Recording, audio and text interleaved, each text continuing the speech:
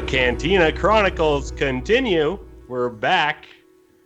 We're on Castel, hanging out with Lando and Lobot, drinking some calamari rishkate. We're at Tonneray wine. We've got some scotch over here.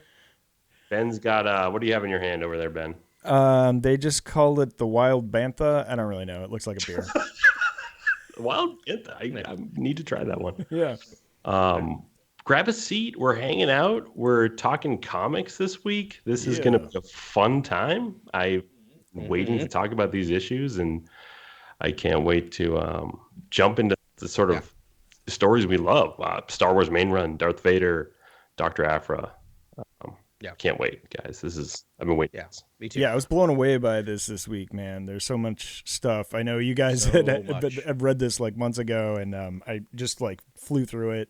It was so great 2 weeks ago, reading the Dark Droids main run and D Squad. That really set like the stage for what was going on. Yeah. But they're just such great stories, and it looks like they're getting better too. And It's true. This is all great. I got to derail us. So at the beginning, towards the end of New Hope, during the run of the Death Star, Biggs is imploring Porkins to eject. Yeah. Yes. Eject. What happens if Porkins, wearing a helmet with no spacesuit, ejects? Doesn't he just die instantly? There might be some sort of bubble that appears. Some sort of action, gel that can cover him. A sort of gel. Yeah, maybe there's a mask he can put on, a breather very quickly. Like the breathers that they use in the Exogorth. To clean off the Minox. Totally. And all of the face that's exposed and everything else will be just fine. Maybe ejecting is the cockpit itself, sort of. Yes. Oh, all right. There we go. So then he lands on the Death Star, and then what happens to him 2.5 minutes later? Kylo Ren just brings him up to see Snoke at that point. Wrong movie, but okay. Yes. Right, way wrong movie, but now I like this. Now I want to wait. So you're saying that Porkins lives? I'm just saying I would just love a scene where someone from the Death Star, Tarkin, if you will, or someone comes down and finds him in the case. And poor Porkins just sprawled out on the side of the Death Star, like ow, ow, ow, just sliding across it, waiting for it to explode. Just here. He slides down a window, like one of their like transparent steel windows. He's just like, ow. Oh, Porkins. Mustard stain on his like flight suit. Okay. That was Porkins' corner. I think it's a certain point of view story that gives you a lot of Porkins' internal thoughts, which is great. I need, again, as a chubby kid, that was the Star Wars character I probably identified with the most. It was also just like, oh man, they had to call him Porkins. Anyway, no, that was uncalled for. Lucas, that just hurts. What's your problem? Stuff. You know what? The guy I identify with the most is Lobot.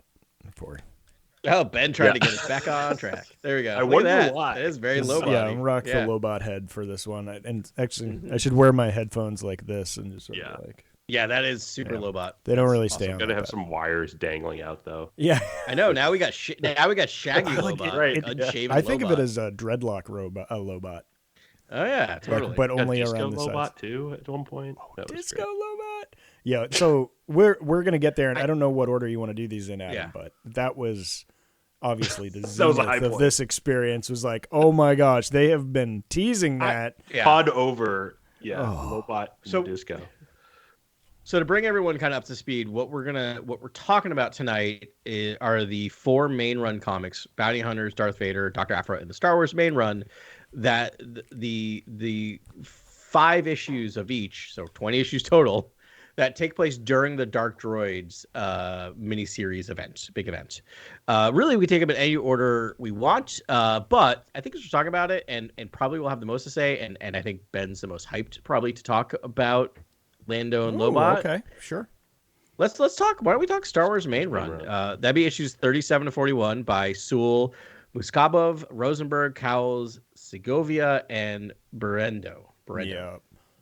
I tried my best. I apologize to everyone and anyone. You did it. You name names. Them. Their credits are in. Mm-hmm.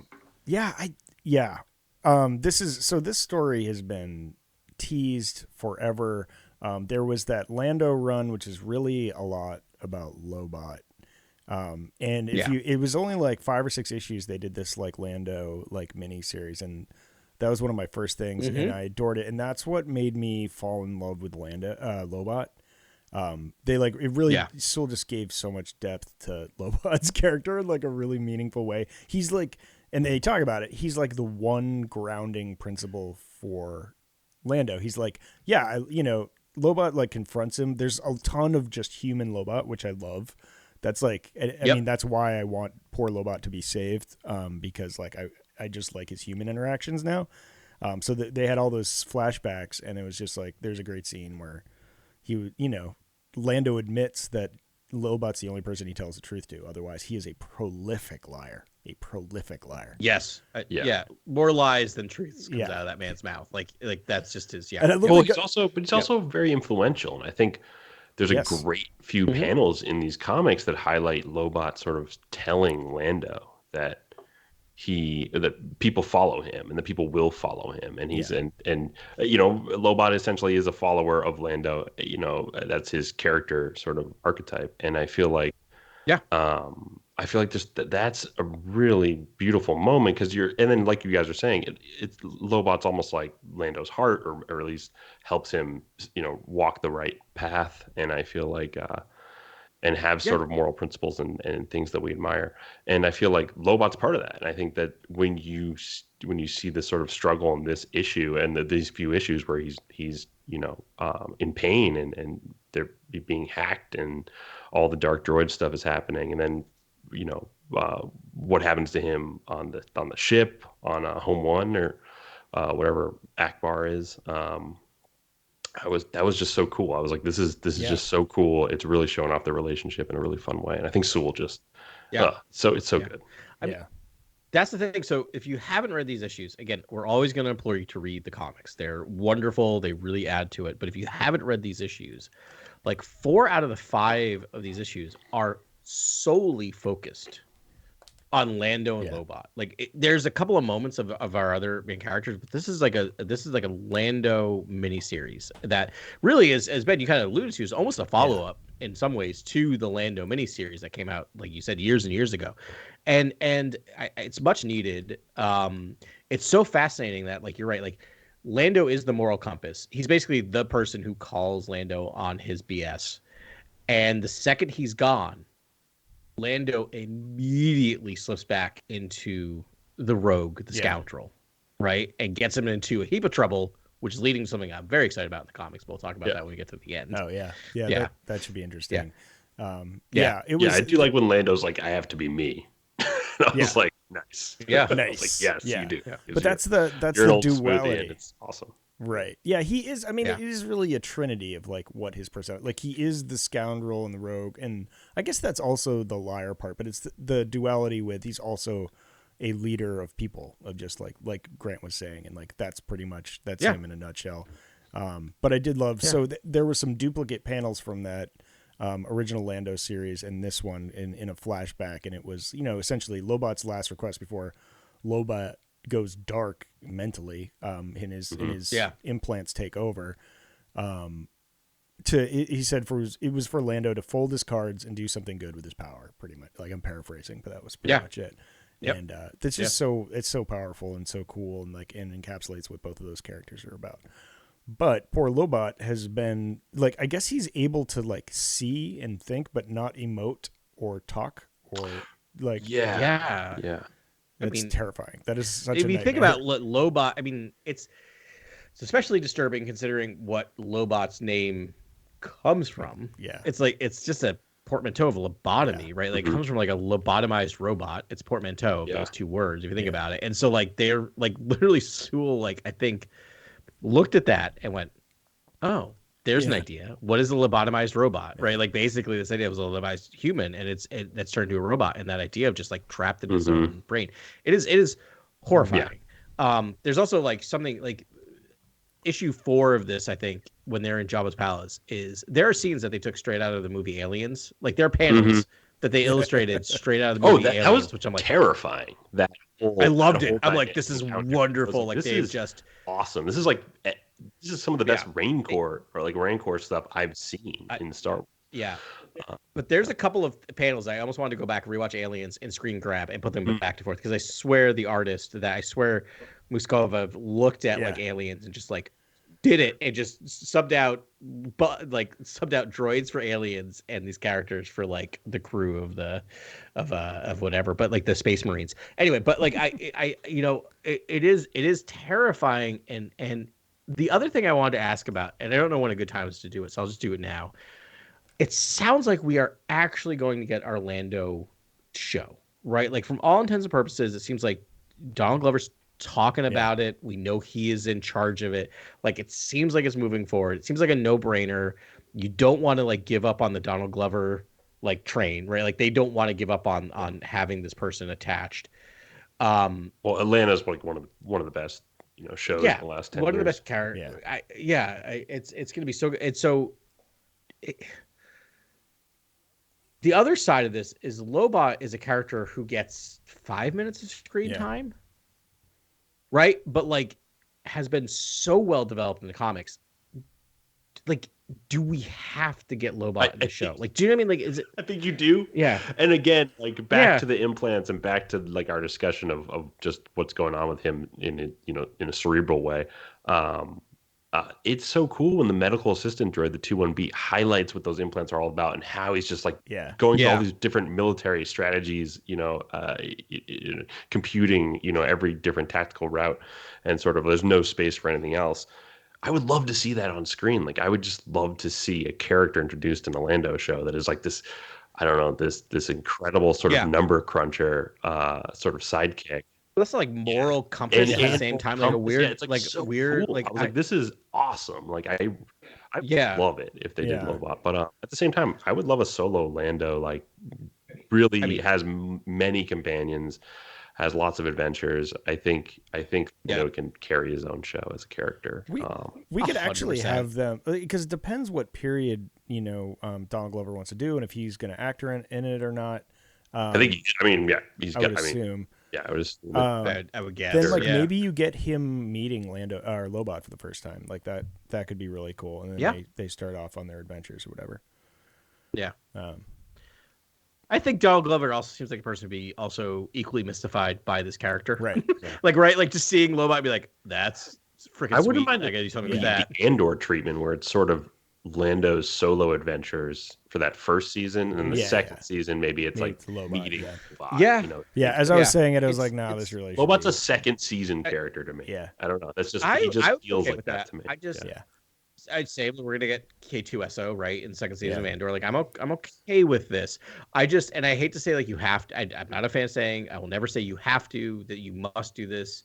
It wouldn't work if you did this, because again, Obi-Wan Kenobi is always the show that proves me that I'm like that shut my mouth, because I was just like, when they announced it, I'm like, no, don't want to see this. They should never do this. Should never meet again. And then I'm like, no, this is canon and very important to Obi-Wan's growth.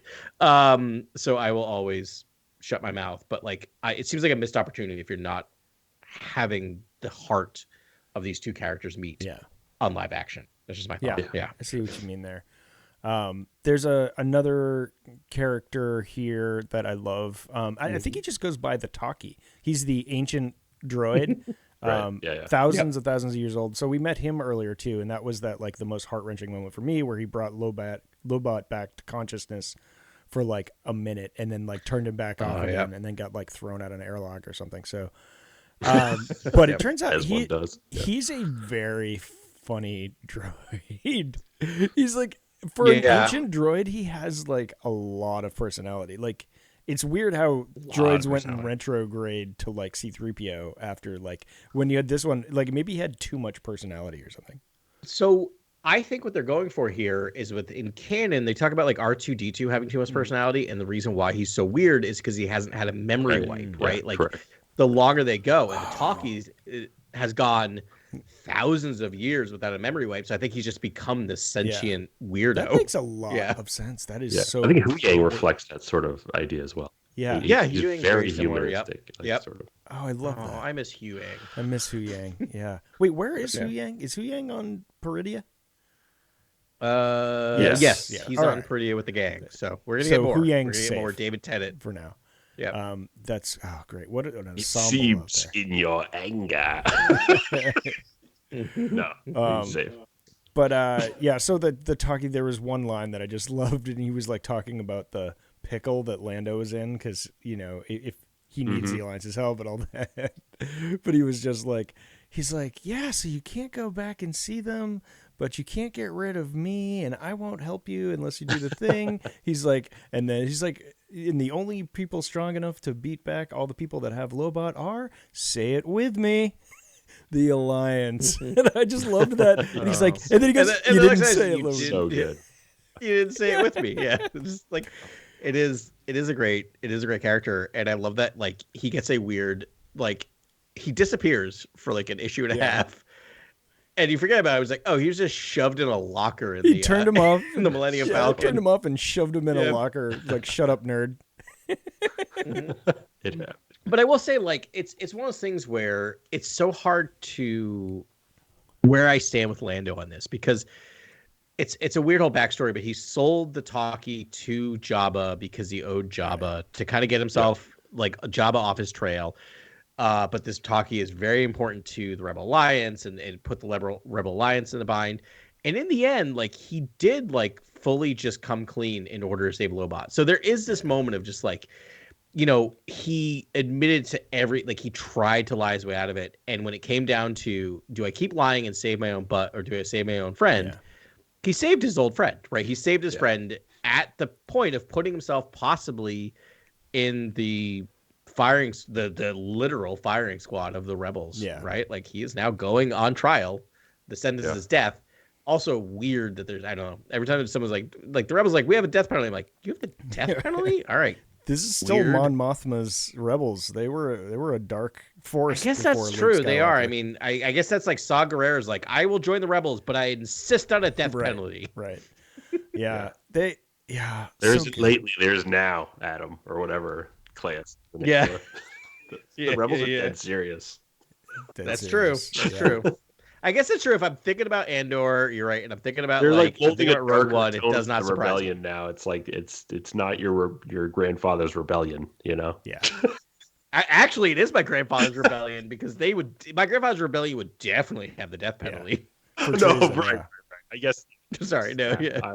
I would just say this is just a modern upgrade in terms of grit and darkness, in terms of rebellions. Yeah, I love that scene at the end where there's sort of, there's the standoff and blasters are pulled. And then we get Luke as like the voice of reason, who's just like, how about you just fix Lobot because it's the right thing to do, and you put your blasters away and we all just like chill out, which is like what I was thinking. They're like, no! No, I love when farm boy Luke comes out occasionally. We're just like Leia's just like, no, we've got this. That's not how the real world works. Like, no one's gonna just stop being in their own trenches, unfortunately. But strong ass Leia in these series. As much as she's lied to, I love like the guilt of like, I decided I do trust you, Lando, and then like to have that trust betrayed, and then it just like pulls a blaster on him. No thinking about Lando, just like no. All right, now can I get to a complaint or issue I have with these issues? Bring up the notes. Is it timeline related? No, but I'm fascinated about the timeline relation. It might be related to what I'm saying. This plus we will get to Bounty Hunters. The Bounty Hunters finale issue just dropped, so maybe we can cover that in a couple of weeks. Might be worth doing that out of order. One more issue? It's one issue. It's a giant side issue, but it is the end of Bounty Hunters. Like issue 42? Issue 42. It's the last issue. It's the last one. Yeah, Valance. So I'm gonna say this. Like, all right, that should be its own show or something. Like, I honestly think it can be its own show where we do kind of a Bounty Hunters Valance retrospective. I'm gonna give it this will be a minor spoiler, but I am like weirded out how many times people have been in Jabba's palace between Empire Strikes Back that's what I'm and saying. Return It's like of the the Jedi. timeline. It's weird that he's been there and like seen all those things already. Yes, and everyone's just like, we can't, like every time I read it, it's like, we can't get Han now because it can't happen now because it happens in the movie that comes after this. Like it feels very like it forced. They're like, we'll never do it in time. He could be blind, and it's like, okay, all right, just get out of there. Get out of there, kids. Or just throw him over your shoulder and run out. Anyway, it just feels a little sandboxy in terms of like you using the action figures and putting them in Jabba's palace instead of like it just using any other random desert planet and doing a whole new palace. Which again, the comics rarely feel like that. They do wedge themselves between this run is wedging itself between Empire and Return, and rarely lots of times I'm like, it's weird to think that these things happen between these two movies, but they don't feel as boxed in, as opposed to like Lando just looking at Han hanging on the wall in Carbonite with nothing happening and being like, can't get him now. And it's only jarring because the writing is so good. It's not like a pulp thing where you're like, oh, these are just random cardboard cutouts of the superheroes I love just running around in a weird set piece that I know already. Yeah. It's like, I love the writing. Like, it's so good. So that's why I think Adam and I are just a little bit more, that's sort of, I don't know, disrupted by that. Yeah. I wasn't disrupted by it at all. I was just along for the ride. Ben, that means nothing. So I thought it was awesome. Sorry. Yeah, no, I'm just kidding. But I think, Grant, that's a really good point. It's like, I thank you for putting it that way, because I'm like, I think you're absolutely right. That's why it jumped out to me, because so rarely do things jump out at me, especially with Sewell. That and it's not. I mean, what can you do? It's not really an issue. It's a non-issue. I mean, it's really just like a non-complaint. Who's Lando gonna save? Saying, oh, I noticed that like he's been here multiple times and has already scoped out the joint, and I'm like, really? Like, I feel like when he's in guard duty in Return of the Jedi, it feels like he got in and he's infiltrated, and it feels like, that's true. It feels like that happened just around that point of the starting point of the movie, rather than he's been there before, left, come back. And I guess you could argue, right, because he does in this issue tell Leia and Luke, Han's and Carbonite hasn't hung up, whatever. And you think about the movie, neither of them react to the fact that Han is just sitting there as like as a trophy, right? So I guess you can kind of back your way into it, going, okay, it makes sense. Let me just explain this to y'all real quick. Okay, so please, who knows more about carbonite freezing than Lando? No one.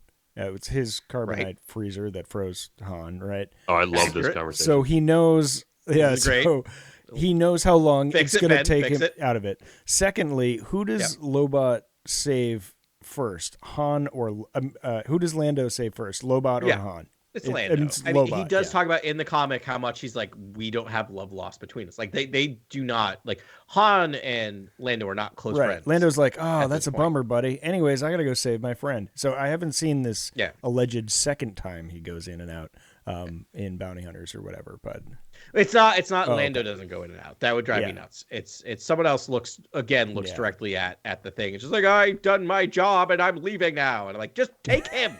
Sorry. Yeah, I get it. Yeah, but anyways, that was the simple mental gymnastics I had to do to get around that. It doesn't, the work, it feels like I could see them showing their work at times, right? Does that make sense? Like, it's not I get it. Like, I get it. I bet you I could go back and read the issue and be like, oh, this is fine. There's nothing wrong with it. I think I'm not as fresh as you are, Ben, reading this issue, so I'm just... Yeah. I am. I read it today. You read it today, okay. And I bumped up against it again. But I will say, I will take that if it provides me with the horrors of... two things. Of the horrors of the droids coming after them in Jabba's palace, because that's amazingly done. Again, reminds me that Sewell is so good at writing Star Wars horror. Like, give him just a horror thing to do. Like, straight up horror. And the little amazing Boba Fett moment of just like, Boba Fett's like, is like, get the hell out of here. Wait, and Lando's like, if Boba's worried about this, we gotta go. We gotta go. Yeah. Which again, maybe that again helps support Ben's argument, right? Sewell is, he's an ace, man. He really is. If I had to pick one person to write Star Wars for the rest of the time, it might be him. But it's just so on fucking point. Rad. I did have one question for you, and I'm sure it was intentional. Did you notice spoiler alert, and the best part of all these comics for me was Lobot finally does get fixed. at the peril of Lando. Lando's going to face a tribunal, presumably in the next issue. But when Lobot's talking to Lando, nope. Spoiler: we have an inter story before the trial of Lando. Sorry, go ahead. Okay, good. Sorry, even the issue's called the trial of Lando Calrissian, right? Well, welcome to comics. They decided they needed to tell a two-issue story before that. All right. Well, anywho, sorry. No, that's fine. Did you notice that Lobot was communicating to Lando through the holochess board? No, wait, what? So the bubble, I buy it. The bubble was like, it had like a lightning bolt, so it was like meant to indicate that it was like a digital voice, but it was pointing to the like part of the holochess board right in front of Lando, not Lobot's mouth. Interesting. Yeah, very cool. So I don't know what that's about. I'll have to look at that issue again. And I'm surprised you haven't, cause if you've read ahead, maybe Lobot doesn't say anything, which is in character, but. The next issue has nothing to do with Lando and Lobot. Yeah. It's all back to Luke. It's back to Luke. You're gonna love it. I'm actually enjoying it. It's back to Luke figuring out how to cleanse the crystal again. Cool. Oh, right. Yeah. So it's a good sidebar. Right. Yeah. No, I saw the cover. It's like the Sith crystal or whatever. It's the thing that comics drive me nuts, where it's just like the authors, the writers clearly have an arc, and then the giant conglomerate comes and be like, no, you have to tell this massive overarching story, and so it's so disrupted that it's just like Luke's basically like, oh yeah, I forgot. I need to go cleanse that lightsaber. I guess I'll go do that now. And I'm like, oh my god. Well, those droids were weird, right? Weird. It's weird. Let's go back, and we left, and we'll go right back and talk to those people again. Crazy droids. They're gonna go. Yeah. Remember when we all blacked out simultaneously? Awesome. Yeah. Yeah. So anyway, but it's good. It just wait. Did they ever do a thing where Luke's hand is like attacking himself? Because like that was a mistake. Oh my god, just Evil Dead 2, just him like grabbing himself and doing backflips. Like, oh, that would be pretty funny. That's all I gotta say. Now I'm gonna, before I go to bed, I will 100% watch this scene from Evil Dead 2 when he fights his hand. It's the best thing ever. If you've never seen that, just watch it. So good. Yeah, I've seen it. Yeah. Maybe I'm misremembering, or you're painting such a vivid image, but I feel like that did happen in the Dark Droids main run, like where they do a lot of like one panels of everybody, sort of like what they're going through and stuff. I think it does show a panel of his hand at some point. That's amazing. Yeah, I don't remember that. Not show I buy robotic hand. Yeah, it's somewhere around the greatest scene I've ever seen, which is Darth Vader getting attacked when he's like in his in his back to tank. Oh my god! I was expecting to see that again in Darth Vader. I lied to you because I told you it happened to Darth Vader. Yeah. I lied to you, Ben. I was waiting for that. I told you that happened because it was so vividly done in Dark Droids. I did the same thing. It's this weird, like, it was so vivid that I remember it being longer in a comic, and it's not. It's not in it. I apologize. It's not in Darth Vader at all. Well, thank you. And I apologize to our listeners. I apologize to our listeners as well. You should, because the whole time I'm like, is now when they go back to Vader's castle? I am a flawed human being. It's okay. I am trying. No, my I best. love the story we got, so it was great. I accept my responsibilities as actors, but I do not accept any legal responsibilities, nor will I see anyone in a court of law. Okay, you hear that? That's what an apology. Yes, it's support the one show, of the best. Cantina Chronicles. It is 5 the greatest. stars. If you 5-star apology. The best apology. Yes, that was a good enough imitation. We can jog on. Moving on. What do we want to talk about? We got Bounty Hunters, Darth Vader, Aphra. Throw it out there. They're also Aphra. Let's do Aphra. Yeah. Did you get overruled? Yeah. Sorry. What did you want to do? No, I absolutely love Aphra. And Domina Tag and the Tag family are like my favorite new characters or new additions to the Star Wars sort of lore and mythos. I just love just how much Tag stuff we get. So much Tag. So much Tag. Yeah. They it's really dirty. Yeah. I loved how they advanced Domina's character in this. Like she's kind of been mustache twirling villain for a while, just like big baddie, whatever. And we have gotten some of her, the inner family political battles. But this, not like flashbacks like this. Really, there's it's very true. Flashback stuff in this. I will also say, because we're talking Domina Tag, and it happens in the first issue, we're talking about Dr. Aphra is the horniest Star Wars comic, and I am here for it. I'm just saying, like, I am like, give us, like, we talk about the fact that we don't get like romance or sex much in Star Wars. That's true. as long as you're not reading Dr. Aphra. Yeah, right. Everyone's hooking up with everyone in this comic. Yeah. And it's awesome. Yeah. It's great. Aphra's like 50%, Indiana Jones and 50% 007, like just sort of like falling into everyone's bed. Like 100%. Yeah. Cause that's such a great thing because that's such a great analogy because like, Bond will sleep with anyone, whether it's the good person. Well, it's always female. Yeah. We'll change that at some point. Same thing with Aphra. It's always Bond female. We'll be back in. Yeah, but it's very true. But always just, it doesn't matter if it's part of the bad guys or the good guys. It's part of the. If you're on a mission with Aphra, you're gonna have a good time. You're gonna bed down. Yeah, I love that she hit like a college bar on the way to like a super secret mission to like drink her like troubles away. Yeah, drink and F her troubles away. Yeah, and this connects to the Staros miniseries because this is when she gives the fake, when she tells that she uses the name Staros. Yeah. Oh, this is when she uses Staros on the, okay. I love a connection. I love a little, doesn't matter, but it is a little. I think their relationship is I think, transforming into something of great importance to like all of it, basically. And I'm like, wow, I'm so excited I'm also hoping Staros gets her main run. I hope that continues in another 5 issues because that was so good. And it was really good. I just want like both. I want the angle from both of them, and so like I just really I'm really hopeful in seeing more. That's the other thing, and not to philosophize or I don't want to keep hitting on this, but like I love the fact that so much of this is about like Aphra's relationship with Staros, Aphra's relationship with Magna Tolvin. And like, but the fact that there's sex in this doesn't take away from the fact that there's also like connection and love.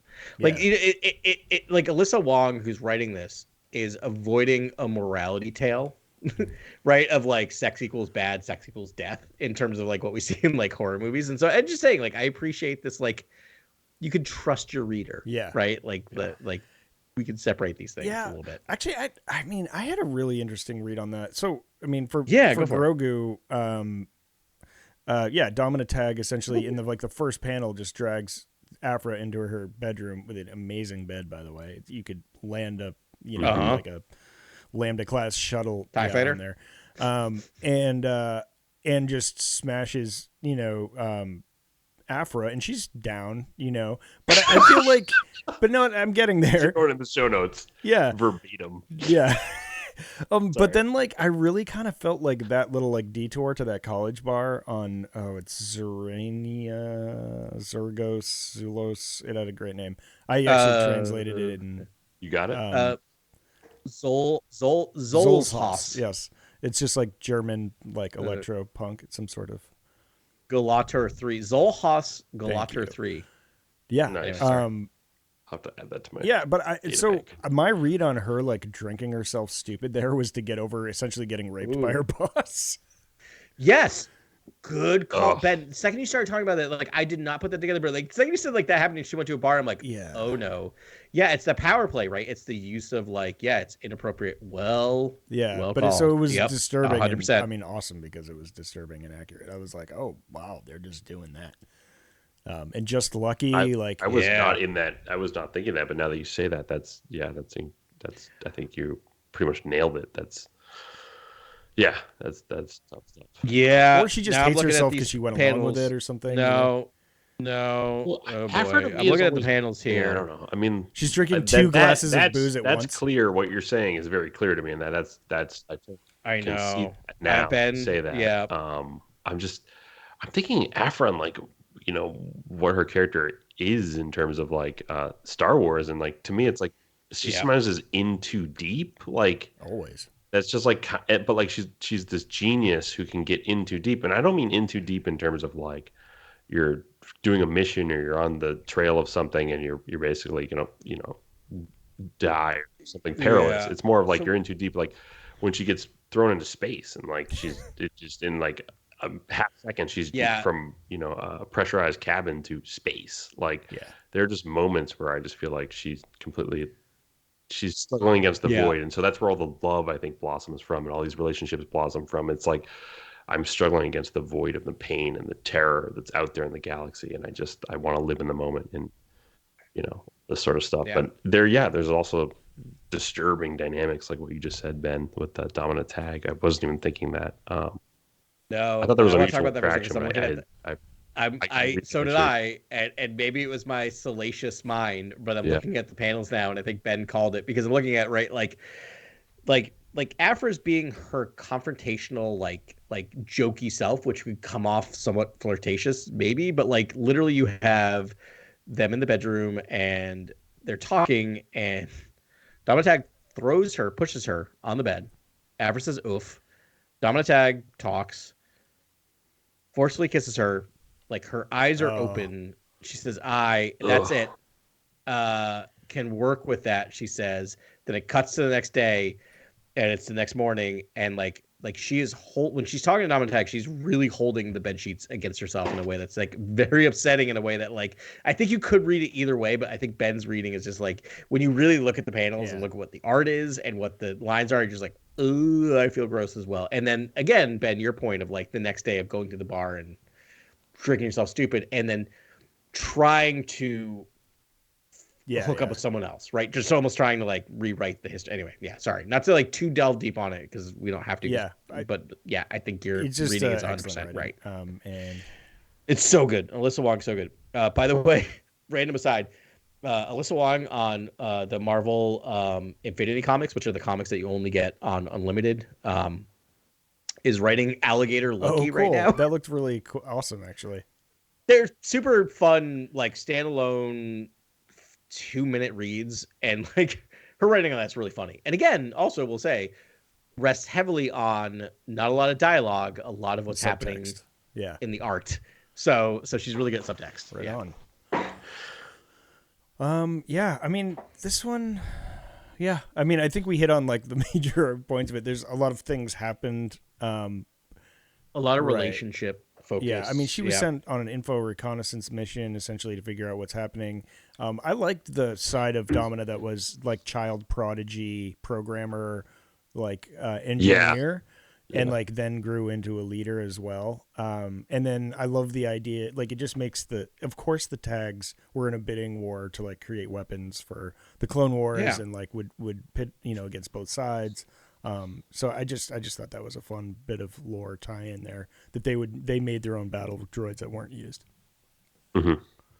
Yeah. And I love the artwork looked like, very similar to like what that era droid would look like. It didn't look like a B1 battle droid, but it looked like something that would be similar to that era of battle droid. Yeah, it was kind of a combination of like the Droideka destroyers and the B1 battle droid because they could roll, but they were turned into a ball. Also, like the design, if you look at the tag ships, they have that sort of Star Trek Enterprise front end, and that matches the heads on the droids.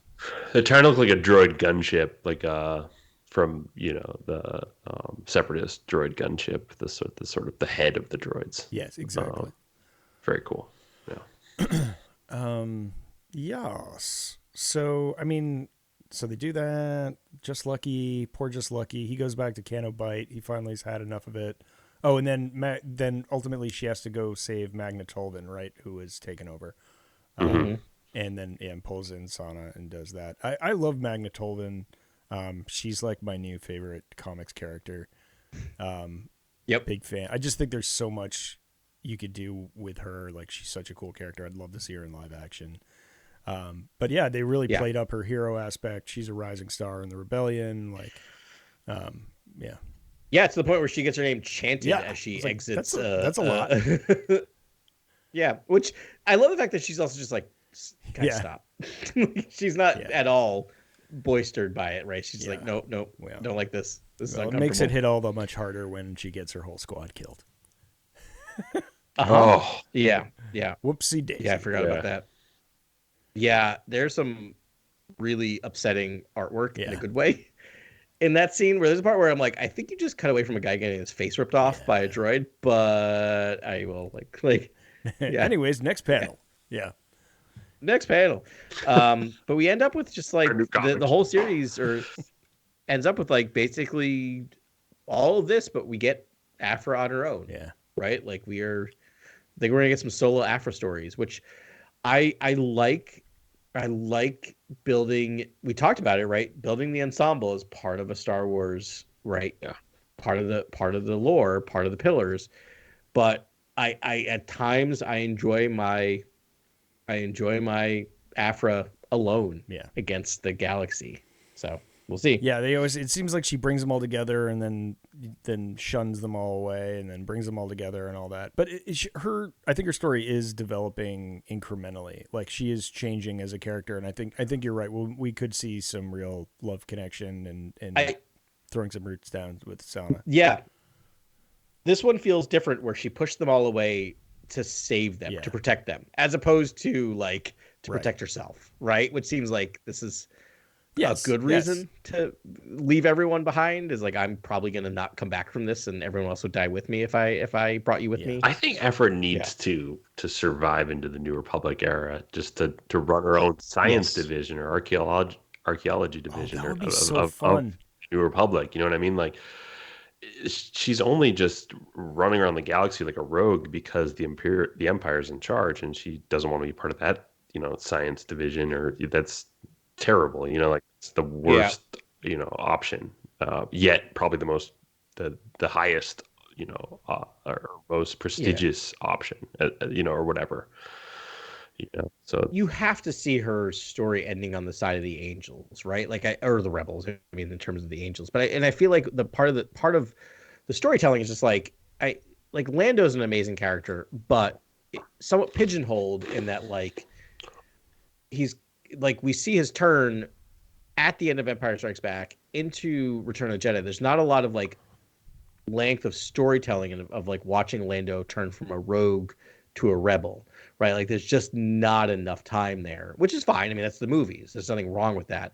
But now I think that creating a character out of whole cloth, there's this idea of just like, we can tell this person's redemption over a longer period of time, which I'm all here for. So I agree. Like, I always picture her, like, I picture her like Dr. Jones, right? I picture her like Indiana Jones. Like, she's yes, she's teaching and she's good, but she's crawling out that window to get on to the next adventure. I would love that. Yeah. Right? That would be so fun. I mean, oh gosh. Now I'm thinking, you've got my wheels turning. I'm like, that could be the thing that happens in Mandalorian season 4. Like, they need an archaeologist for something, and and that sure enough, turns out she's working for the New Republic. That would be great, because that'd be a great era. Mm-hmm. That would be a sanitized enough Dr. Aphra to like appease fans, but also like be popular like amongst normies. Sorry, it was really condescending. But like casual fans and for Disney Plus or whatever, she could still have this sort of wicked streak through her and do some funny things. But she wouldn't just be like chaotic sort of evil like she was early. I constantly tell my wife, like, so I have a Dr. Aphra Black Series back here, there somewhere, and like, so my wife will come in and be like, "Who's that?" Occasionally, like, she knows most of these, but some of these are like from like Dr. Aphra. She's like, "Who's that?" Like, I will say to her, like, "That's your favorite character that you haven't met yet." Carly would love her. That's always how I introduce Dr. Aphra to Carly, and I'm like, that you're missing an opportunity. Especially with right now, we're currently in a moment of like Star Wars is for everyone. I don't know if you've been kind of paying attention to that whole hashtag that's been happening because of dummies on the internet, trolls trying to claim that trolls. It's a whole thing. Yeah. It's a whole thing. I've so glad you're not aware of it, trolls Ben, out of my life. in a way, but it is. But it's led to a wonderful campaign of like Star Wars is for everyone, which is like, I'm saying this because it should be. It's like, duh, right? That should be the response to that, but dummies still don't get it. So again, if you're going to continue that, which I think has been a wonderful thing of like modern Star Wars, is like, there's a free opportunity for you to create a character that envelops so many groups of people and brings so many people into Star Wars, right? Like I'm not going to list off the way she's diverse, because that seems like it reduces that character, but that character is so diverse. We'll bring in so many different people. And also myself, as a white cisgendered male, I'm all here for Dr. Aphra series. Like, it seems like a no-brainer to bring this character into live action. I was trying to cast her in my mind, and we've done the like casting for her before, but I just saw Ali Wong. Okay.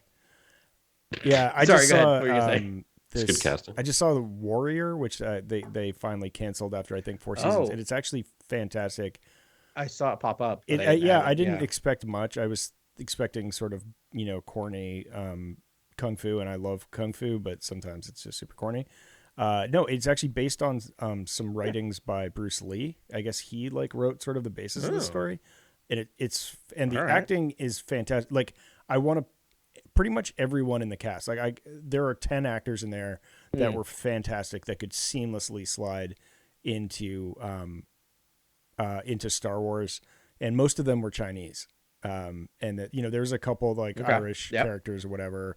But the bulk of the cast, and I can think of like 3 female actors from that show that would be like that are snarky and funny and like could do Chelly Aphra. Perfect. Yep. Justice. Yeah. Anywho. Yeah.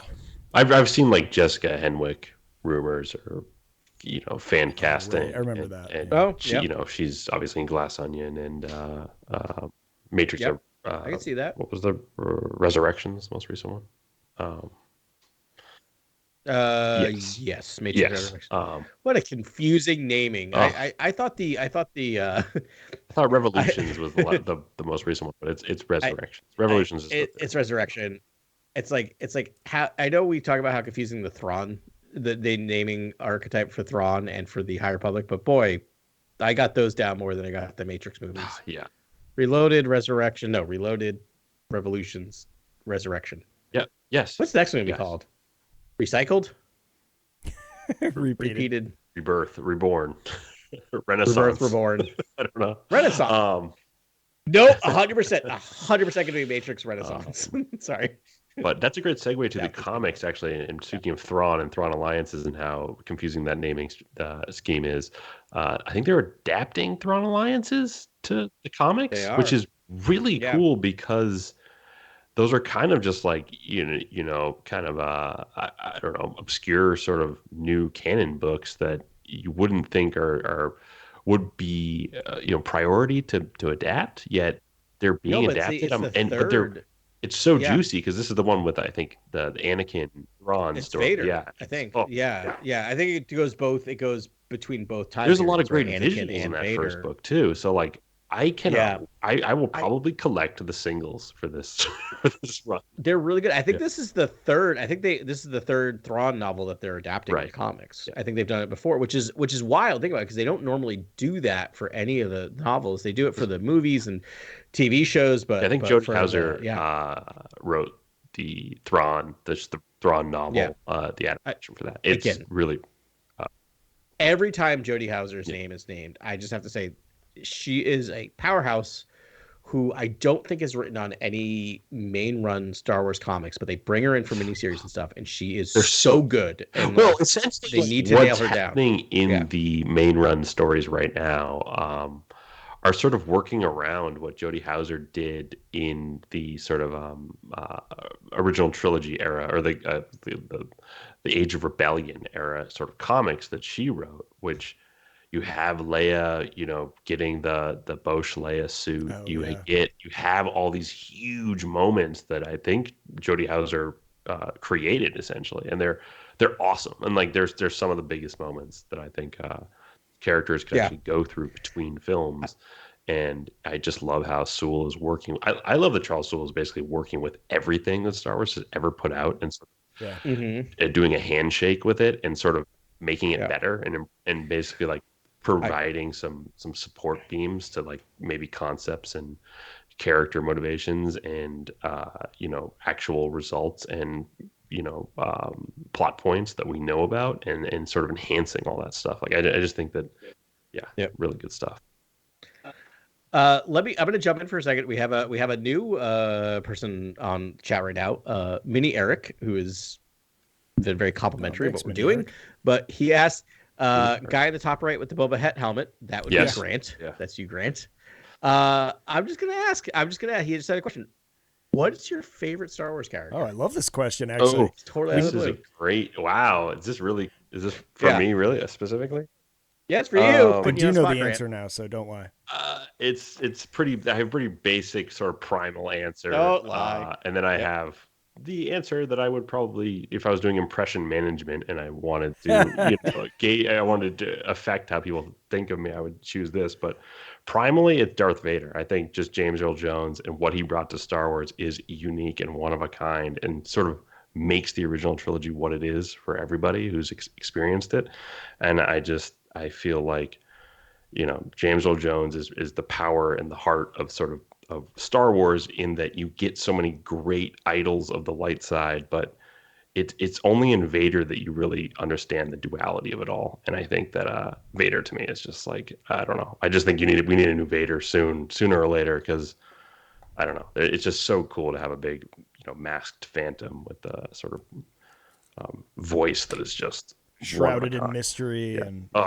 And there's something really special about that. And I think that's what's Jungian. That's what evokes the dream and sort of the mythic journey in a lot of ways for the hero. And so I really love Darth Vader in terms of favorite character. But I like Obi-Wan and Yoda, like Ben and Adam. So I'm there too.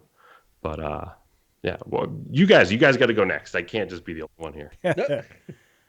Yeah, I didn't know what you were saying. That's the perfect answer, though. I mean, I think I was Darth Vader for like 7 Halloweens in a year, like growing up. I just like loved it. But yeah, I don't know. For some reason, Obi-Wan's just my like moral compass. I always like, what would Obi-Wan do? And I like his sort of gallantry and his wife. I don't know. I'm just drawn to old Obi-Wan. I've always loved him. Yeah, old Obi-Wan, young Obi-Wan, whatever. Like, I just like, I don't know. I like his vibe. Yeah, no, I totally am there with you, and that's unfortunate. This is where we sometimes get a little boring. Yeah. Because it's funny. I don't know if I'm talking about it. It's Obi-Wan for me as well. Like it really is. Like similarly, I mean, I have full Obi-Wan here. I have my full Obi-Wan collection here. Like for that reason, like I like just this old dude showed up in the desert, and me as like a 6-year-old was just like, I want to hear everything this person has to say to me, and then to see like Ewan McGregor do it and be like, this is.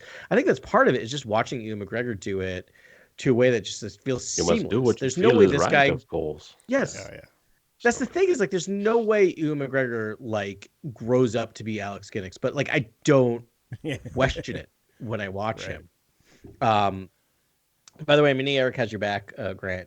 Cool. He was very happy with that. That's tough for me to just throw out on the internet and have a bunch of people be like, "Yeah, Darth Vader's the best," because the optics on that are dangerous as hell. It can be rough, I stand by sort of my truth. And he said like the writing for that character is unreal. And the other thing that he mentioned, which I never really thought about, is that like the fact that he spent 22 years in the light and 22 years in the dark is really interesting. Yeah, for me, it's more like the backstory of Darth Vader. Like it's just more of the origins of Darth Vader, first seeing him on screen, all that sort of stuff. That's the sort of stuff I romanticize. The prequels are great. I love all the idea of Anakin, but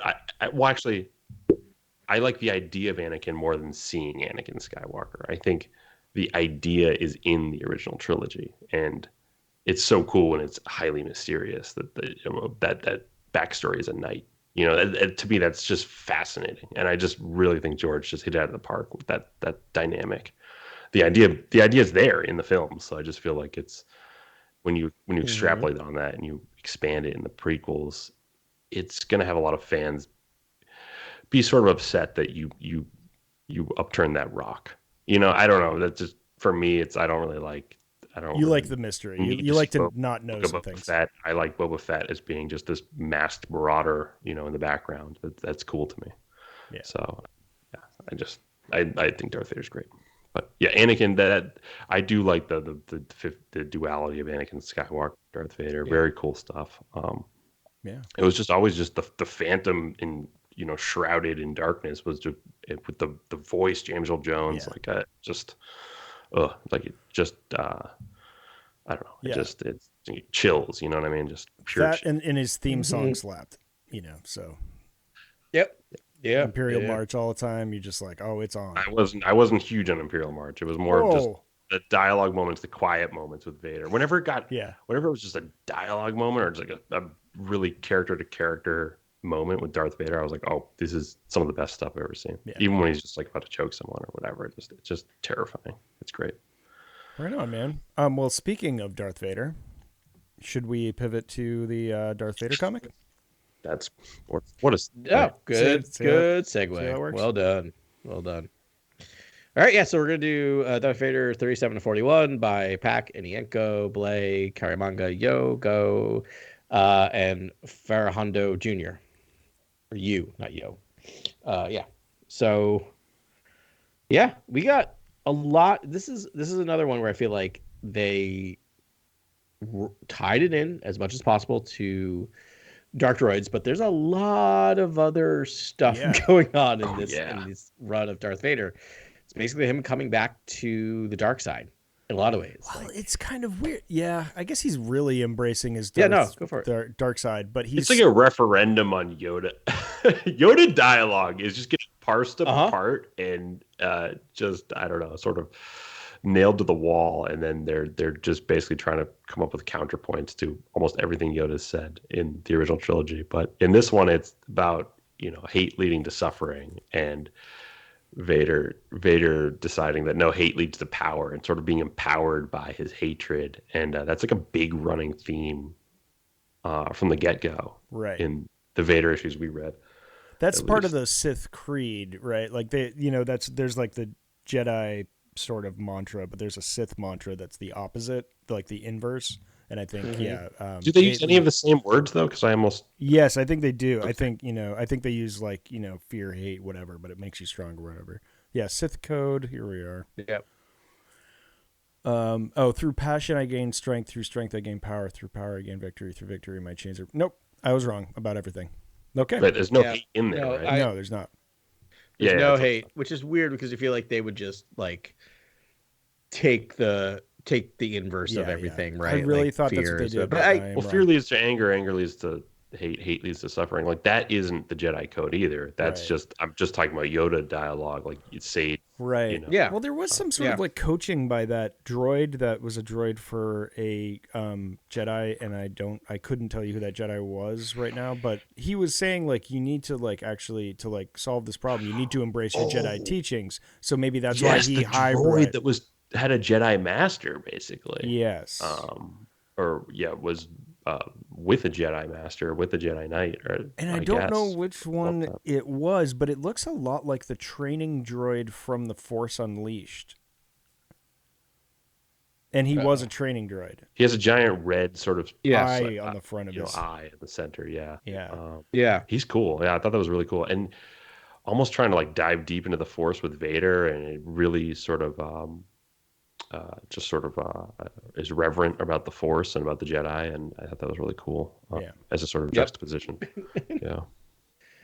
And I love where he's just like, no, you have to learn to like use the Force again, and he's like, no, I'm just gonna go ham on all these droids for another hour. Yeah, just gonna get it out. Like, I'm just gonna like just kill them all. But that droid was very cool. Yeah, I mean, but we're also at a point in this story that like we've gotten in the past the Emperor testing Vader. Yeah. And now they are at the point where like they're actively trying to kill each other. Yeah. Yes. Yeah. Right. And again, it's all for this, but like there's a point where like Vader straight up like flies a ship at the Emperor and is just trying to kill him, and the Emperor's just like no. like it's wild. Like it makes sense. Like this is what Sith do.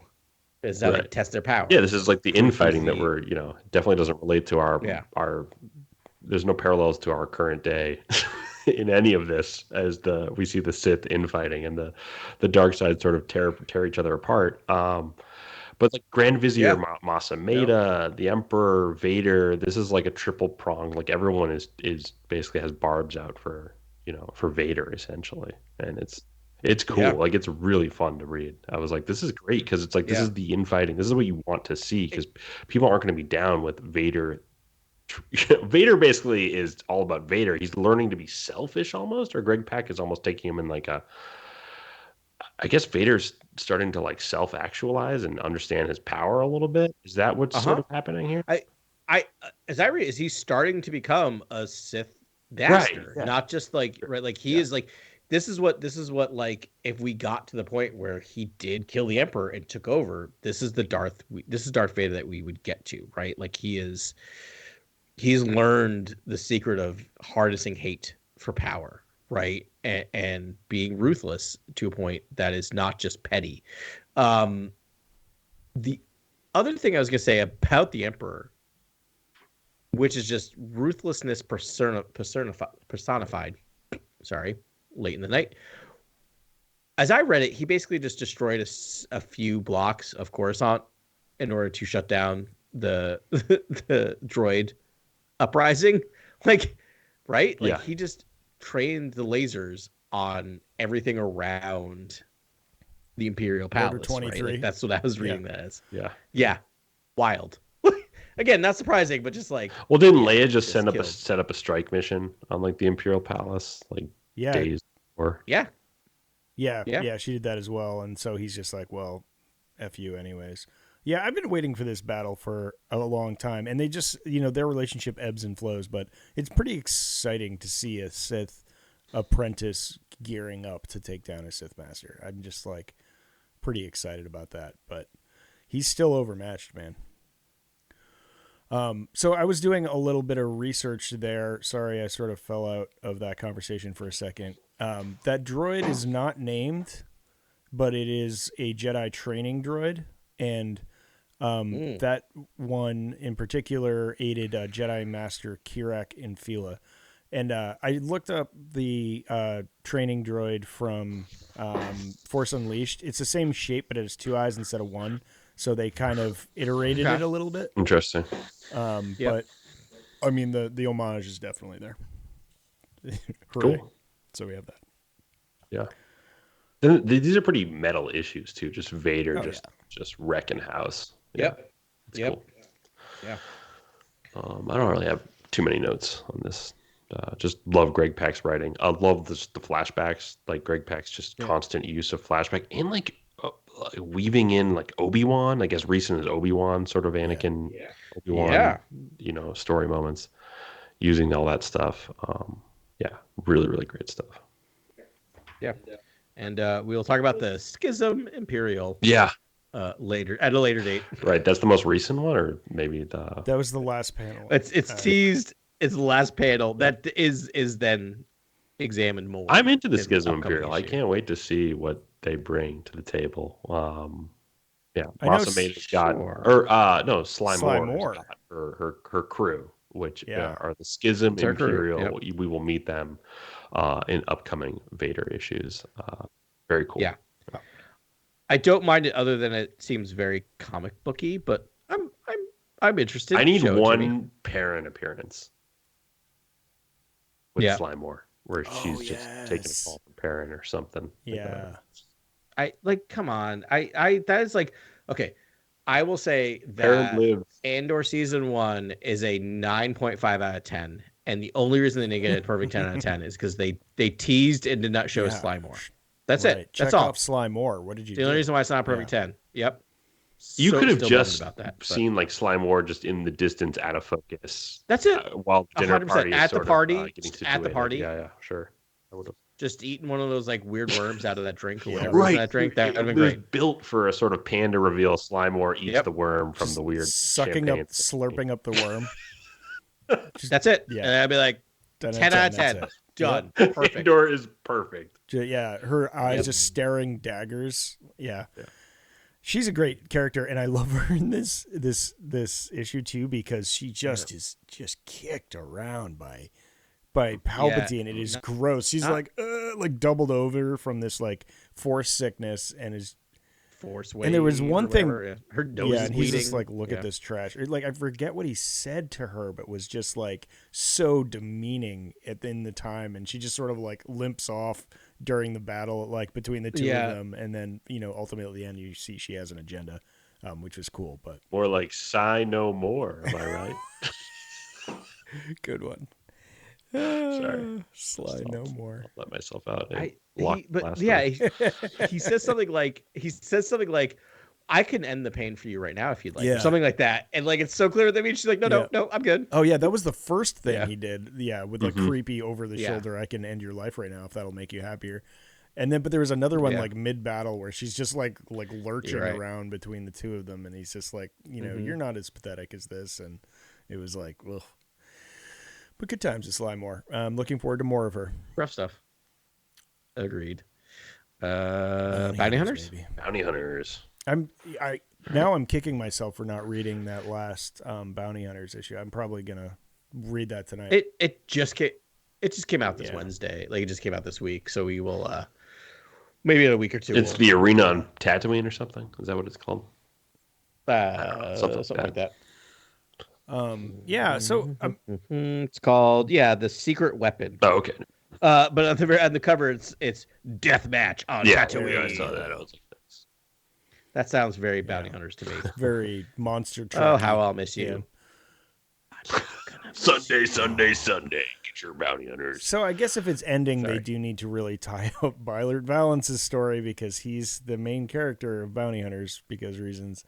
And you would think they would have to do that. So they're attempting it. And it's like once again, like we're almost rid of Bylert Valance, and then no, he's pulled back from the brink and kept alive.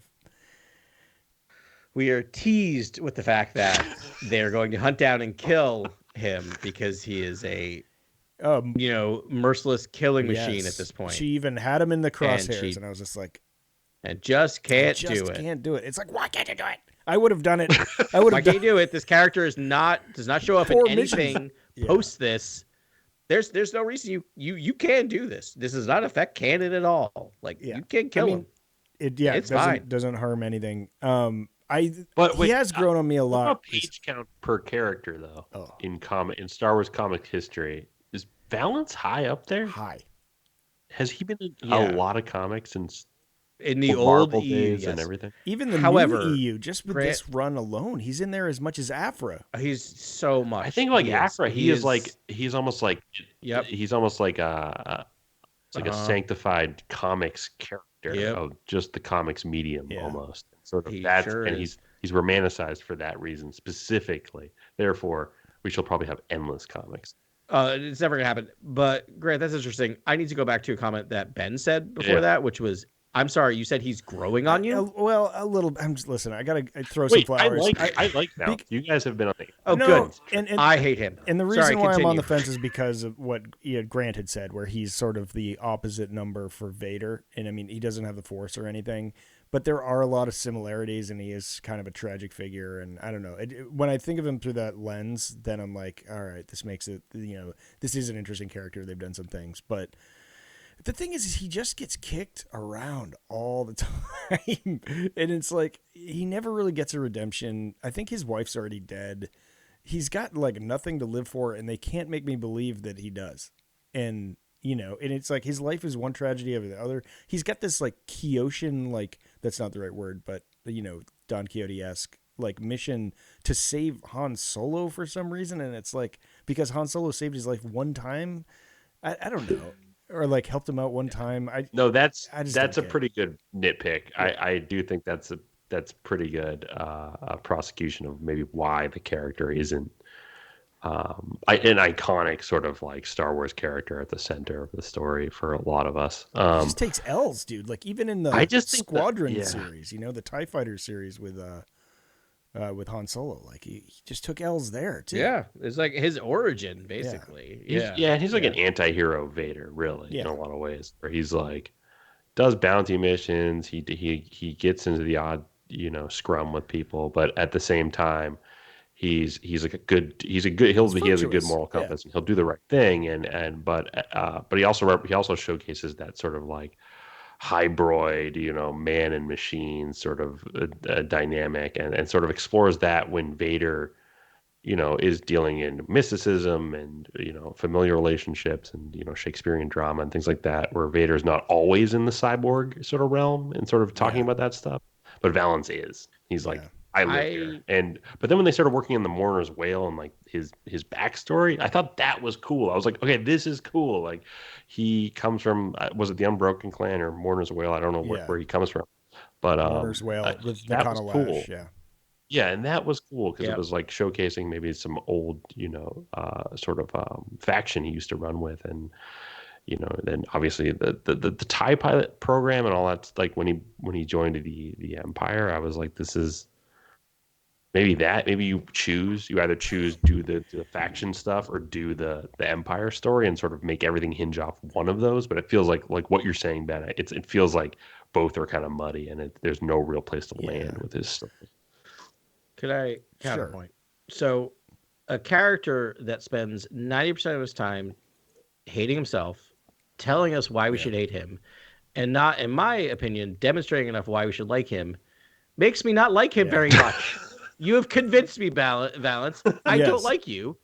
I agree with everything you're saying because you have not, in action, proved counter to what you're telling me in however many issues. Because the thing I noticed about bounty hunters, and I love Sachs. Sachs is a great writer. He does wonderful stuff. Like the Tales did the Tales, Galaxy's Edge was really wonderful. And I like bounty hunters. I just don't like this character. Let me make that clear. Because one thing I noticed is in the second half of this series, when it moved away from just being Valance, and they started building out the team, and it's all the team stuff, I'm like, I am here for this. I'm really enjoying this. I like all the stuff. And then the Valance stuff a character that is so depressive and so hates himself and it's just so in like anyway, it's hard for me to get excited. Tough guy to like. That's just I mean, I get argument. it. You needed like a narrator for the audience as you sort of, meet all of these bounty hunters, these like key bounty hunters. And it's just like, okay, so it's Valance, but yeah. And I guess you need a guy that can never die because they're always in the crossfire.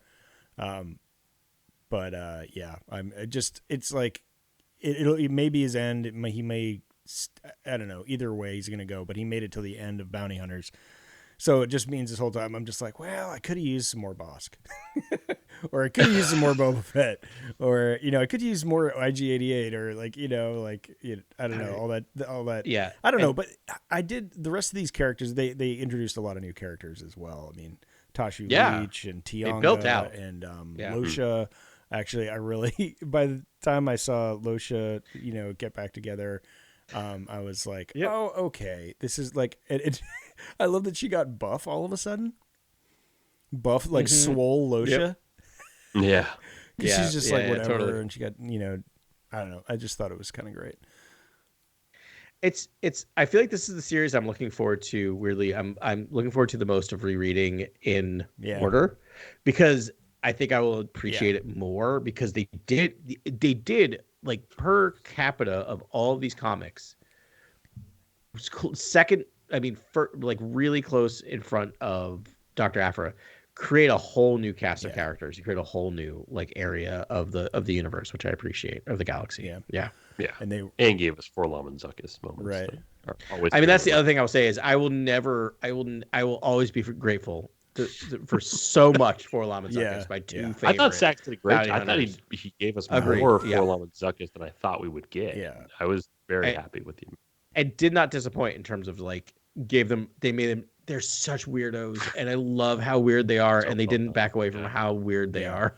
Yeah. There was like one line that I love so much where I think it's when we have mindless Valance and he kills the Claudite there, what's his name? Katak. Oh, And he's beating up Zuckuss, and Zuckuss just goes, "Stop hitting Zuckuss." Stop hitting Zuckuss. Yeah. He talks about. I do love that vicious like killing of the Claudite. Yeah. It was just like, oh well, it's a shapeshifter. Maybe he's fine. Maybe he's shifted. No, he's dead. He's very very dead, or it's very very dead. I don't know. Yeah. Yeah, good times there. I love me some Dirge too. Lots of Dirge. Lots of Dirge is great. I love that he got tied in here too. I mean, I guess you could make any character a bounty hunter under the right circumstances, and he'd be doing that. Dirge has got to eat too. I guess. Maybe. I don't know. I have to ask you both. How do you feel about new Vukora? I've always liked Vokora. Oh, but did you? Didn't Adam not like Vokora because it reminded him of Do like you know Batman why? or Do you remember Wolverine or why? something? Because of her outfit. Yes, because of the outfit. You know what's great? The outfit's gone. The outfit's gone. Yeah. So now I can actually pay attention to his character. It doesn't feel like a comic Now character. she just has a weird mullet instead of that helmet. She has a weird mullet. It's odd. I mean, I do like it is always fun in comic books and in media where you try to make the bad guy have to be part of the good guy team. And so I appreciate that motif and how much I like it's so again, I root for her more than Valance because she at least thinks she's worth something and is like admitting that like I'm trying to make myself better. I'm trying to do better. And I love how much she's just like insistent that she's now part of the team. Like I do appreciate that. I'm just like, no, I'm here. I'm part of the team. You'll love me. Don't worry about it. We'll be fine. Yeah. I know. I love actually the turn like that happened when she had to kill Losha's Nexu furball. And she's like, don't make me do it. And then she just turns into a puddle and then, I mean, ultimately I think her whole thing gets blown up by the New Republic or something in the last issue. I forget what happens, but you know why she's finally herself and decides she loves cats. And she has like and names the cat Furball too, right? Isn't probably I missed that, but that makes sense. I'm pretty sure that's because I was just like, oh, that's sad. rough. Yeah, I don't know if I'd ever do that, but it's a fun note there. But I love that she has the Tuca cats and uses them in battle, and that's a fun vibe. But that's the other thing to think about is just like that's a moment of the character where I'm like, oh, that's a callback, but also like there's depth to that of her naming the Tuca cat Furball too, which is just like every time I say this character's name, every time I say my cat's name, I think about the worst thing I've ever done, which reminds me why I need to do better. Right? Like there's depth in just like that throwaway line of just naming that character or naming that cat. Yeah. Yep. Yeah, man. I think you guys hit all of my notes except for Sci-Fac's Bountiful Bounties on Kirkhead Station. I just wrote that down because I like how it flows. Sci-Fac's Bountiful Bounties, which is just like, oh, you're not a bounty hunter like broker or anything. It's right in the name. But like they get like there's an attack on his station there at Sci-Fac's Bountiful Bounties at Kirkhead Station, and he's like overrun, and then the next panel he's fine. And what I want to know from you guys, what did I miss? Doesn't matter. Oh, yeah, right. I think I caught the same thing where he's getting like pulled away. Yeah, and then he's like, but he's fine. I don't remember. I do. He's a hybrid. I will say, too, Ben, right? when I was reading it. Yeah, when I was reading it yesterday, because I read Bounty Hunters yesterday, I could not read all 20 today. I read 10 yesterday and 10 today. I think I read Bounty Hunters yesterday, and I've read that, and I had the same thought in my head. I was just like, I don't know, and I don't know if it happened in Dark Droids, but I don't remember. Yeah. It feels weird. It feels like there was just something. Yeah, I think it happened in Dark Droids, and that's why I'm having trouble. Yeah. No, I think you're right. I caught that as well, but I don't have an answer for you. Yeah, but it did maybe it was resolved in Dark Droids because I think there was a connective tissue moment with bounty hunters and Swole an attack. Yeah, Swole. Yeah, maybe attack or something. And we apologize to our listeners. We could not cover all 29 issues. Oh yeah, with the other two in one episode. That would have been zany. We would have needed like a Charlie Day board behind us and be like, and then this person went over here. Right on, man. Anything else? You know, I guess so. Oh, Grievous. There was Grievous, sure. Yeah, Grievous stuff. That was great. Yeah. And Django. It was wild places. Like we get more droid content in these Dark Droids period of comics than we've gotten in a long time. Like there are so many new droid characters and hybroids, especially in Bounty Hunters, that are really cool. All storylines right now, there are new droid characters popping up that are just fantastic. Yeah, I love that attention to droids. Just like attention to droids would be a great title for the app. Darth Vader has his own like cadre of droids around him through this, and they're really it's like the leader of the like droid assassin guild. That weird training droid, G9, who is the ball, who I love, And and then Zed, something Zed is the Zed, as main who's been around, sidekick. And they're hilarious, and they just have this really cool dynamic. They kind of deep dive on all their personalities, and it's pretty fun. But yeah, you must be stoked, man. I mean, it's just waves and waves of droids, and if you take the time to study every panel, you're like, oh, what's that? Yeah, there's crazy stuff in there. Rad. Yeah, but I'm loving all these runs, so glad we're covering. Glad we so good. Yeah.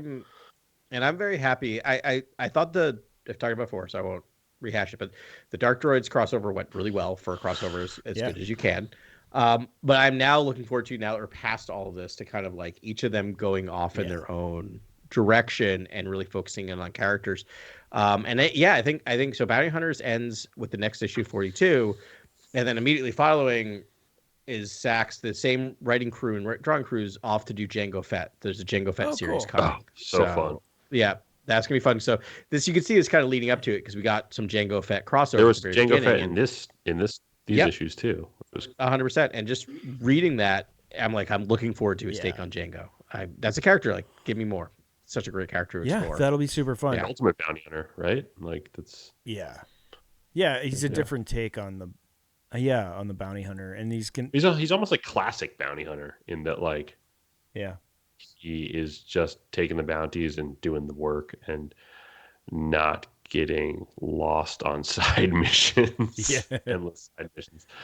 But again, I guess I'm excited to see what Jango's adventures entail, because he was all business. So guessing there probably won't be ensembles. It will probably be, a darker, grittier. Maybe that's the place where you explore the tone of a sort of a darker, gritty bounty hunter. Yeah.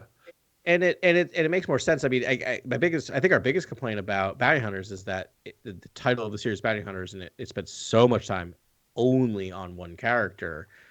But this series is called Jango Fett, right? So if we get 10 issues of just Jango Fett being Jango Fett, pulling in some random people, but it's mostly focused on him, it makes sense. That's I wonder what time period they'll go with, because there's a lot of interesting Jango Fett time periods to play with there. You could get him sort of with the Mandalorians. Where does he get his armor? You could get him, leading up to meeting the Kaminoans, and have that sort of be his apotheosis or his white whale or whatever. And then, or you could have him just, maxing and relaxing on Kamino, like I would love to do. And then, doing a couple, side missions for extra scratch or whatever, with a kid, raising a kid. That would be fun. Jango as well. Yeah, I hope we get a little bit of everything, right? Maybe some flashbacks, maybe some, whatever. But that's a character there's a lot to explore. Very little has been explored in new EU. Yeah, he's great. Yeah. All I know is he was employed by a man named Tyrannus on the moons of Bogdan. Well done. It used to happen. Yep. I'm just a simple man making my way through the galaxy. So good. So good. Yeah, peak Tamora as well. Tamora, right on, man. Anything else going on in you guys' lives? We're gonna. I felt like we whipped through those. It was. Oh no, we didn't exactly whip. No, check the clock. Yeah. What?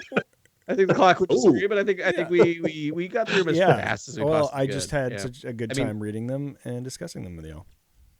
We could bury it now, but you shared with us that we're not crazy about Bothans not getting their due. Oh right. Yeah. I thought it was crazy, and I randomly found it. Some people. All right, so I don't know if you people are Reddit people or if you think less of me because I am, but if you want to read a troll-free Reddit sub, read Star Wars Cantina. It's fantastic. There are none trolls. There's no bad vibes. I don't know if the moderators are just good or they have to be or whatever it is, but there's no trolls in there. And that's the only Star Wars, people having real Star Wars conversations.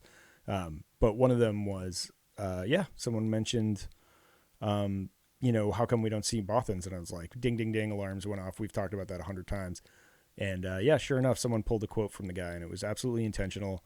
They just don't know how exactly they want to present them because we've never truly seen them. I think we've seen them in Expanded Universe, and I think Old EU, I old think. EU, but not Disney canon. And I think they may want to do it in live action, so that's why they're sort of on the fence. They don't want to draw something that they can't make. Yeah, and dog people are hard to like. I love the way Bothans look in old EU, but I can see them being like, is this really what we want to go with? Yeah. Like, yeah. They're like, you Yeah. sure they're Yeah, not it's duck basically your people? master strategist is like a dog, a bipedal dog. Yeah. Like, Yeah. I don't know how that works, but to me, I see it. I feel like it's full VFX, though. I Yeah. don't think you get away with Yeah, it puppetry works for me. for that. yeah. Yeah. You could. Yeah. You could. I mean, there could be shots that I think are practical, but for me, I'm just like the way that they look in my head. It's a VFX all the way, and it's like Yeah. Zeb. Exactly. I think Zeb might be a tester for sort of things that are to come, like your Bothans and whatnot. I was about to say the same Bothans, thing. I Yeah. think, are full VFX, and I think they're like George Smiley, the species. Basically, they're like Tinker Tailor Soldier Spy, sort of military strategists, but like all of them are incredibly cunning. And and you almost have them. I would love maybe some espionage or I don't know, stealth infiltration scenes with Bothans or something. Like Luthen meets a Bothan. I don't know, like the character that meets and I could interacts with totally Bothan see it in should be a Andor super spy season already. 2. Like it should be in that demographic. Like you're like only your Luthens or your I don't know Vels, like I can't are going to meet a Bothan. Like it's hard for me to think that any other characters are going to come across Bothans, because Bothans run like Bothan space, and in Legends they have their own basically like sector of the galaxy that they control, and basically traffic all the information in that sector, block information from going in. Like it's a very cool thing to explore, but it's also a sort of I don't know. It's just a sort of culture that's apart from the galaxy. It's not so much part of the collective there. So so when you introduce that, that's almost like introducing the Rakata or introducing a certain species that doesn't gel with everyone else, and they have to have all that history then built in of why they don't gel with everyone else, and that's going to be tough to like really figure that out. And the more time that goes on, the tougher it is to be like, well, then why weren't the Bothans here, and why weren't the Bothans here?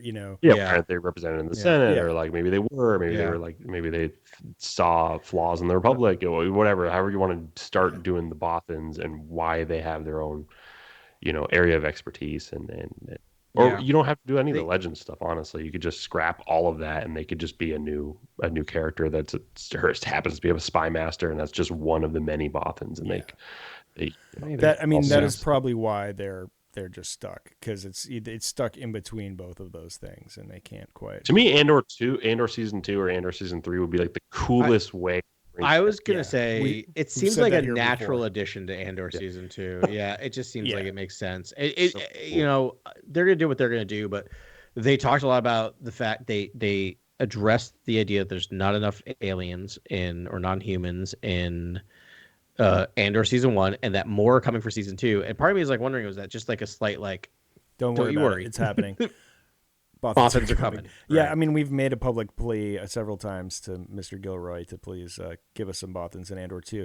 Yeah, but they're like the spy craft culture. Yes. So like, I just don't know. It's just right Where else there. are you gonna put them? It's a low hanging fruit, but it's a delicious fruit. It's like things I've mentioned on the podcast before. Yeah, it hangs low because it's ripe and ready to be eaten. Yeah. If I see like it would be so easy to see like a Bothan senator in like those opulent daylight rooms with Mon Mothma talking policy, and then in a later scene in the seedy underground of Coruscant wearing a cloak talking to Luthen Rail. Like that would be amazing.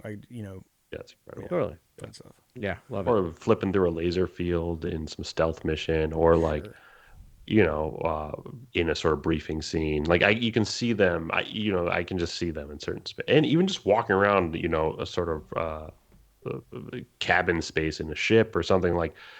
They're just I can see it. It is full VFX. I don't know how practical it would work. Yeah, it would have to be that. But they could do it. Rad. Well, I think we did it for this week, guys. This was super fun. Next week is going to be a surprise for all of us. What we'll talk about.